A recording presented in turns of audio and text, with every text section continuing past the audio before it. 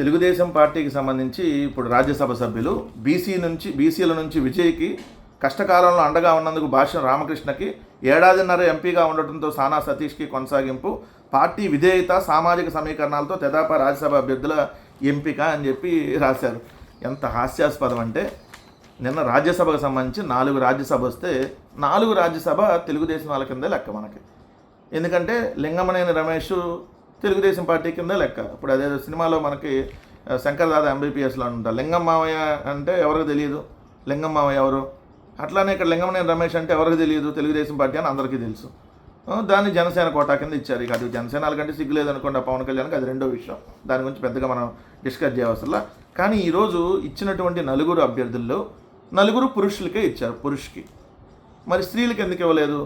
మొన్నే కదా మహానాడులో మీరు ఏదైతే పార్టీ పదవుల్లో కానీ రేపు వచ్చే ఎన్నికల్లో కానీ 33% మహిళలకు ఇస్తామని చెప్పారు కదా. మరి మహానాడులో తీర్మానం ఒక పబ్లిసిటీ అంటే అని అర్థమైపోవట్లేదా? ఒక్క మహిళకు కూడా 4 సీట్లలో ఒక్క మహిళకు కూడా ఇవ్వాల. ఎస్సీ ఎస్టీ సామాజిక వర్గాలకు అసలు ప్రాధాన్యం లేదు. మైనార్టీలకు కానీ ఎస్సీ ఎస్టీ సామాజిక వర్గాలకు కానీ అసలు వీళ్ళ దగ్గర ప్రాధాన్యత లేదన్నటువంటి పరిస్థితి. రెండోది సీనియర్లని మొత్తం పూర్తిగా పక్కన పెట్టేశారు. చంద్రబాబు నాయుడు వర్గాన్ని పక్కన పెట్టి పడేశారు. కేవలం ఇక్కడ ఉంది ఏంటంటే లోకేష్ వర్గం. మహిళలు లేరు, సీనియర్లు లేరు. సో ఎస్సీ ఎస్టీ సామాజిక వర్గాలకు లేదు ప్రాధాన్యం, మైనార్టీ సామాజిక వర్గాలకు లేదు, లేదంటే మీరు అన్నట్టు వైశ్య బ్రాహ్మణ సామాజిక వర్గాలకి లేదు. సో ఇక్కడ ఉంది కేవలం 2 సామాజిక వర్గాలకి దీంట్లో ప్రయారిటీ ఇచ్చుకుంటే, అది కూడా తెలుగుదేశం పార్టీకి సంబంధించి చూస్తే ఇదేంటి అసలు ఈ 4 రాజ్యసభల గురించి చూస్తే పురుషులందు పుణ్య పురుషులు వేరయ్య విశ్వదాభిరామ వినురవేమ అని మనకు ఒకటి ఉంటుంది.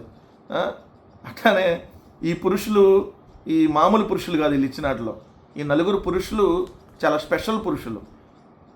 ఈ పురుషులు ఎట్లాంటి వాళ్ళు అంటే ఒక ఆయనేమో మనీ లాండరింగు, అదేవిధంగా శానా ముదురు సానా సతీష్ అంటూ రాశారు.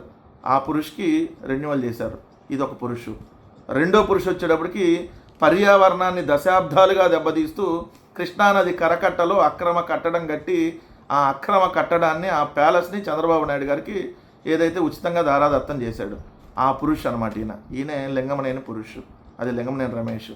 ఇంకొక పురుషు ఉన్నాడు, ఐటీడీపీ అనేటటువంటి ఉగ్రవాద సంస్థను మెయింటైన్ చేస్తూ మహిళల మీద అసభ్యకరంగా పోస్టులు పెట్టిస్తూ మహిళల వ్యక్తిత్వ హననానికి గురి చేస్తూ వాళ్ళని చచ్చిపోవడానికి కారణమయ్యేటటువంటి వ్యక్తి. అదేవిధంగా కాపు సామాజిక వర్గాన్ని చిరంజీవిని ఒక దౌర్భాగ్యుడు అంటూ తిట్టి తన నోటిదోలని ప్రదర్శించినటువంటి ఇతను ఒక వీర పురుషు అనమాట. విజయ్, చింతకాయల పురుషు ఈయన. ఇంకో 4వ పురుషు ఉన్నాడు, అధిక ఫీజులతో అధిక ఫీజులను దండుకుంటూ అధిక స్కూల్ ఫీజులు కాలేజ్ ఫీజులు వసూలు చేసేటటువంటి ఒక కార్పొరేట్ పురుషు ఈయన. మరి చెప్పండి, ఇప్పుడు పురుషులందు ఈ 4 రాజ్యసభ పుణ్య పురుషులు వేరయ్యా, దీంట్లో మహిళలకి ఎక్కడ చోటయ్యా? విశ్వదాభిరామ వినండి. ఈ సానా భాష్యం మీరు అన్నట్టుగా చింతకాయల లింగమనేని వీళ్ళ కథ, ఇది రాజ్యసభ కథ.